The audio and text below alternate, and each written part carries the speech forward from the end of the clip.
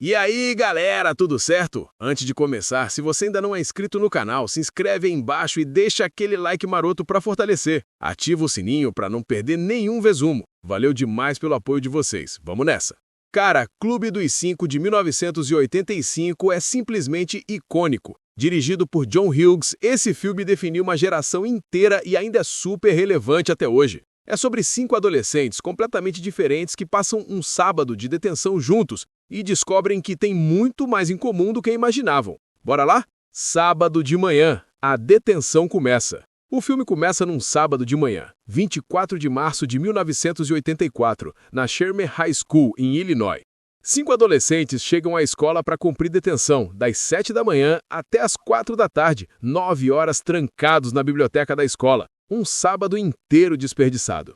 Cada um chega de um jeito, e você já percebe que eles vêm de mundos completamente separados. Primeiro chega Claire Standish, a princesa da escola. Ela desce de um BMW dirigido pelo pai, toda arrumada, com roupa de grife, maquiagem perfeita, cabelo impecável. Ela é rica, popular, bonita, o tipo de garota que todo mundo inveja ou quer ser amigo. O pai dela reclama que ela está sendo punida injustamente, que vai ligar para o reitor. Claire só quer que o pai vá embora porque está morrendo de vergonha. Depois chega Brian Johnson, o cérebro. A mãe dele deixa ele na frente da escola e fica dando sermão sobre como ele precisa aproveitar o tempo de detenção para estudar e não desperdiçar o dia. A irmãzinha mais nova dele zoa ele. Brian é aquele nerd certinho, tímido, que nunca se meteu em problema na vida. Andrew Clark chega num carro dirigido pelo pai. Andrew é o atleta, jaqueta da equipe de luta livre da escola, corpo musculoso, cara de quem é popular. O pai dele está furioso que Andrew está de detenção, porque isso pode prejudicar as chances dele de conseguir bolsa de estudos. Você está jogando fora seu futuro. O pai dele é claramente daqueles pais que vivem através das conquistas do filho. John Bender chega andando sozinho. Ele é o rebelde, o delinquente da escola. Casaco militar surrado, bota, cabelo bagunçado, atitude de quem não dá a mínima para nada. Ele acende um cigarro bem na entrada da escola, jogando a fumaça para o alto com desprezo. Todo mundo evita ele nos corredores. E por último chega Allison Reynolds, a esquisita. Ela também vem andando, toda vestida de preto, cabelos cobrindo o rosto, maquiagem escura. Ela anda com a cabeça baixa, não olha pra ninguém, abraçada na própria mochila.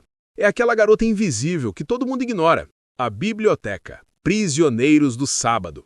Os 5 entram na biblioteca e escolhem lugares para sentar. E claro, eles se separam completamente. Cada um senta o mais longe possível do outro. Claire senta na frente, Andrew também. Brian fica no meio, Bender vai para o fundo. E a Allison se esconde atrás das estantes. Entra o vice-diretor Richard Vernon. O cara é o típico diretor autoritário e amargo que odeia adolescentes. Ele deixa muito claro as regras. Sentem em silêncio, não conversem, não se movam, não durmam. E tem que escrever uma redação de no mínimo 1000 palavras sobre quem vocês acham que são. Vernon olha especialmente para Bender com desprezo. Você percebe que esses dois têm histórico. Vernon claramente odeia Bender e Bender adora provocar Vernon.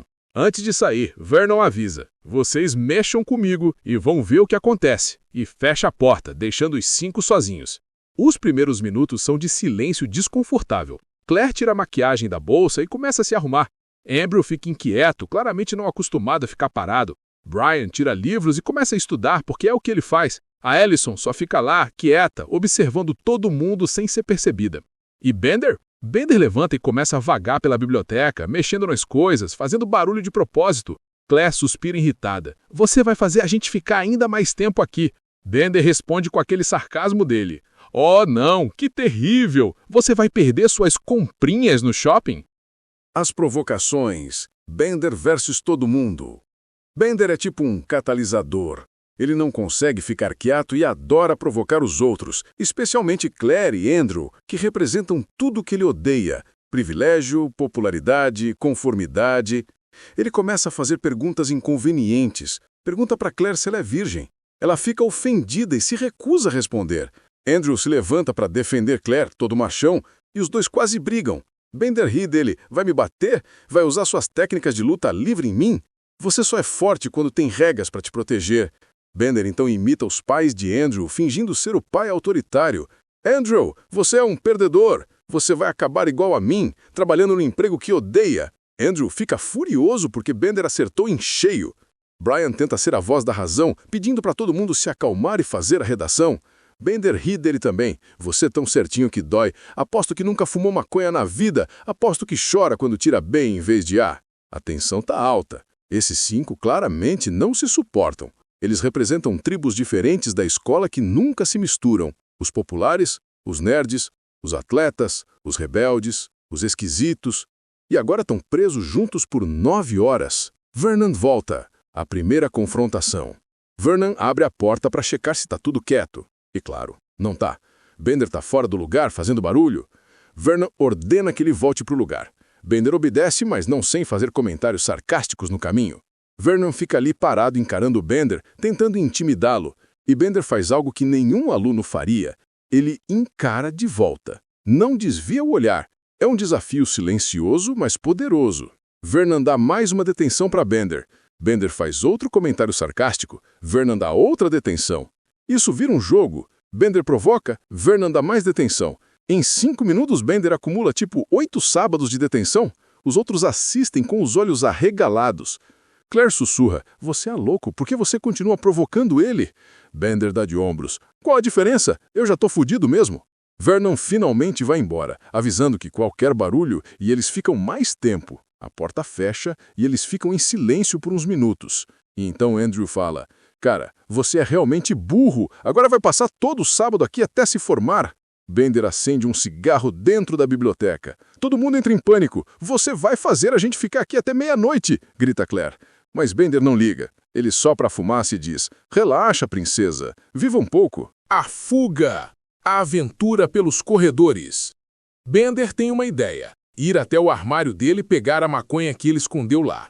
Os outros acham absurdo. Se Vernon pegar eles fora da biblioteca, vão ser expulsos. Mas Bender vai mesmo assim. E aí, acontece algo inesperado. Os outros seguem ele. Talvez por curiosidade, talvez por tédio, talvez porque no fundo eles querem um pouco de aventura. Eles saem da biblioteca em fila, esgueirando-se pelos corredores da escola vazia. É meio surreal ver a escola completamente vazia num sábado. Os corredores ecoam, as luzes fluorescentes zumbem. Tudo parece diferente sem os milhares de alunos. Eles correm pelos corredores, sobem escadas, se escondem em salas quando acham que ouviram barulho. Tem uma cena onde eles estão correndo e Andrew faz uma cambalhota perfeita no corredor, mostrando suas habilidades atléticas. Bender imita ele de forma cômica e exagerada. Todo mundo ri. É o primeiro momento de conexão genuína entre eles. Eles chegam no armário de Bender. Ele abre e o armário é um caos. Roupas sujas, papéis amassados, uma garrafa vazia. Ele pega um saquinho com maconha e sorri. Missão cumprida. No caminho de volta, eles quase são pegos por Vernon, que está andando pelos corredores. Eles correm desesperados e se escondem numa sala. Vernon passa bem do lado deles. O coração de todo mundo está acelerado. A Claire está praticamente tendo um ataque de pânico. Ela nunca se meteu em problema assim. Quando conseguem voltar para a biblioteca, eles estão rindo, ofegantes, com aquela adrenalina de quase serem pegos. E algo mudou. Eles compartilharam uma experiência juntos. A barreira começou a cair. Fumando maconha, as paredes caem. Bender bola um baseado e acende. Claire protesta, mas eventualmente aceita quando ele passa para ela. Andrew também fuma. Brian fica nervoso, mas acaba experimentando também e tosse muito, porque nunca fumou nada na vida. Até a Allison, que ainda não falou quase nada, aceita. Conforme vão ficando chapados, eles começam a conversar de verdade. As defesas caem, as máscaras que eles usam na escola começam a rachar. Claire admite que a vida dela parece perfeita, mas não é. Os pais dela só usam ela como arma um contra o outro no divórcio deles. Ela se sente como um objeto, não uma pessoa. Eles não se importam comigo. Eles se importam em ganhar. Andrew fala sobre a pressão absurda do pai dele. Ele está cansado de ter que ser perfeito o tempo todo, de ter que ganhar todas as competições, de carregar o peso das expectativas do pai nas costas. Ele revela por que está de detenção. Ele colou a bunda de um garoto nerd nas nádegas, humilhando o coitado. Por quê? Porque o pai dele contou uma história sobre ter feito a mesma coisa quando era jovem. E Andrew queria impressionar o pai, mas depois ele se sentiu horrível. Eu não quero ser esse cara, mas não sei ser outra coisa. Brian, o nerd, revela algo ainda mais pesado. Ele tá de detenção porque levou uma arma para a escola. Todo mundo fica em choque. Brian, o certinho, com arma? Ele explica chorando. Ele tirou F numa matéria pela primeira vez na vida. Ele tem uma pistola de sinalizador na oficina de casa. Ele pensou em se matar. Não conseguiu. Mas levou a arma para a escola para jogar fora e foi pego. Todo mundo fica em silêncio. A pressão que Brian sente para ser perfeito quase o matou. Allison finalmente fala. Ela revela que nem deveria estar ali. Ela não fez nada de errado. Ela simplesmente não tinha nada melhor para fazer num sábado, então veio para a escola. Ela é tão ignorada em casa que os pais nem percebem quando ela sai. Ela é invisível para todo mundo. Pais, colegas, professores. Eu desapareceria e ninguém notaria. E Bender? Bender conta sobre o pai abusivo dele. Ele mostra uma queimadura de cigarro no braço. O pai fez isso de propósito quando ele derramou tinta na garagem. Quer saber por que eu sou assim? Porque fui criado assim. Ele não tem nada a perder, nenhuma expectativa boa sobre o futuro. Então ele simplesmente não liga mais. A transformação, se vendo de verdade. Allison remove a maquiagem escura e Claire ajuda a se maquiar de um jeito mais suave. Quando tiram o cabelo do rosto dela, todo mundo percebe. Allison é bonita. Andrew fica meio encantado. Ela sorri pela primeira vez no filme e parece uma pessoa completamente diferente. Claire dá um dos brincos de diamante dela para Allison. É um gesto simbólico, compartilhando um pedaço do mundo privilegiado dela com alguém de fora. Allison aceita, surpresa. Ninguém nunca deu nada para ela. Andrew e Allison começam a conversar mais. Você sente uma química entre eles. O atleta e a esquisita, dois opostos totais. Mas eles se entendem agora. Bender e Claire também têm seus momentos. Eles brigam, se provocam, mas há uma tensão sexual óbvia. Claire não quer admitir que é atraída por Bender porque ele representa tudo o que ela deveria evitar. Mas quando os dois ficam sozinhos por um momento, eles se beijam. É um beijo urgente, confuso, carregado de toda a atenção do dia.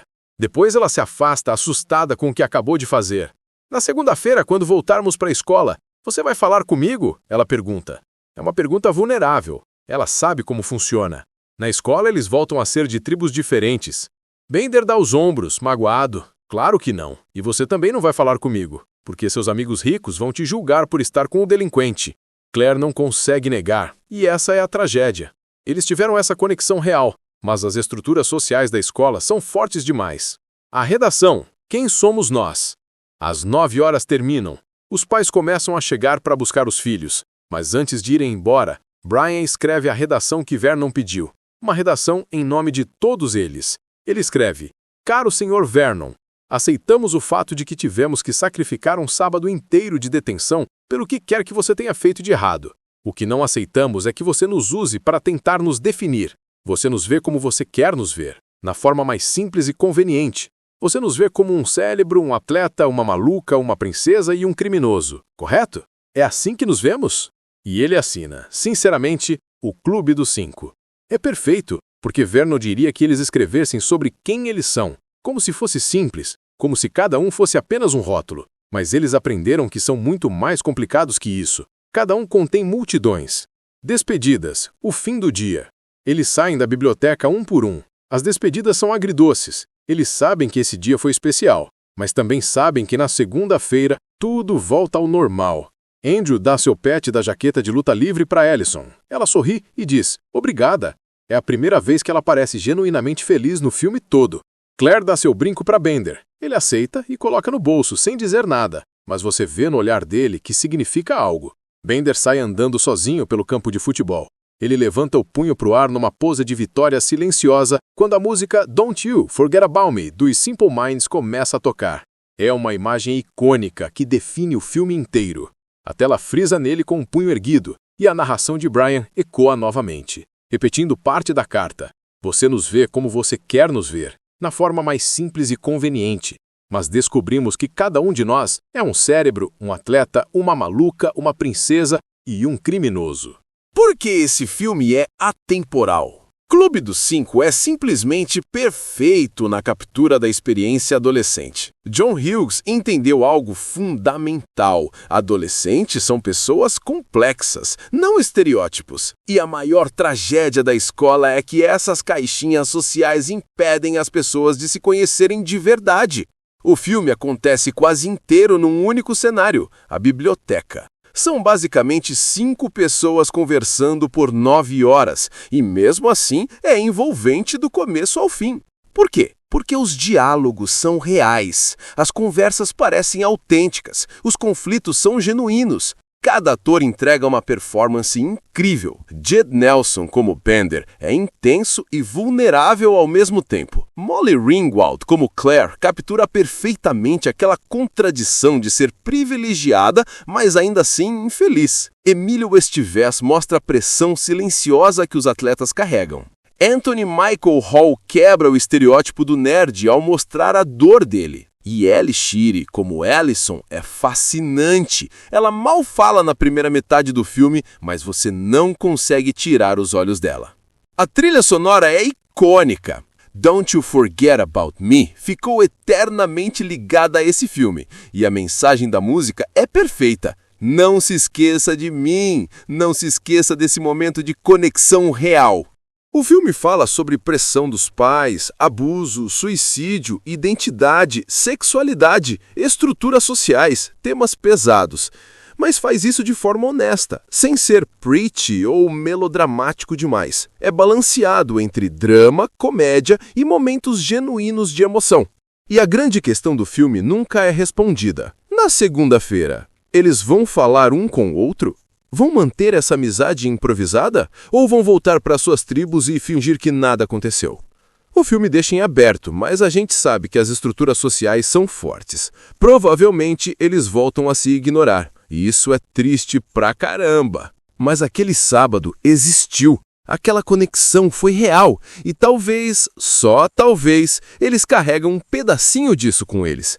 Talvez da próxima vez que virem o cérebro no corredor, eles lembrem que ele é mais que isso. Talvez haja um pouco menos de julgamento, um pouco mais de empatia. Clube dos 5 é sobre derrubar paredes, mesmo que por um dia. É sobre ver além dos rótulos, é sobre reconhecer a humanidade complexa em cada pessoa, mesmo nas que parecem completamente diferentes de você. E cara, todo mundo que já foi adolescente se identifica com pelo menos um desses personagens. Às vezes você é o cérebro sob pressão, às vezes você é o atleta carregando expectativas, às vezes você é a princesa presa numa gaiola dourada, às vezes você é o rebelde que não se encaixa, e às vezes você é a pessoa invisível que só quer ser vista. É um filme sobre adolescência, mas honestamente, essas dinâmicas continuam na vida adulta. Continuamos colocando pessoas em caixinhas, continuamos julgando pelos rótulos em vez de conhecer a pessoa de verdade. Clube dos 5 nos lembra, olhe além da superfície, tem sempre mais história do que você imagina. We're all pretty bizarre. Some of us are just better at hiding it. E aí, curtiram? Deixa o like, se inscreve no canal e me conta nos comentários, com qual dos 5 você mais se identifica? Eu tenho um pouquinho de cada um, para ser sincero. Valeu, galera! Até o próximo resumo!